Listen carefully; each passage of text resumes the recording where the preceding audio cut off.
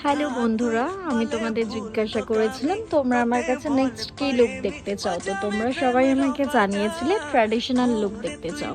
তো সেই জন্যই আজকে আমি এই ট্র্যাডিশনাল লুকটা তোমাদের জন্য ক্রিয়েট করলাম। তোমরা সবাই দেখে অবশ্যই কমেন্টে জানিও লুকটা কেমন হয়েছে, এবং ভালো লাগলে অবশ্যই তোমরা কিন্তু এই লুকটা ট্রাই করবে।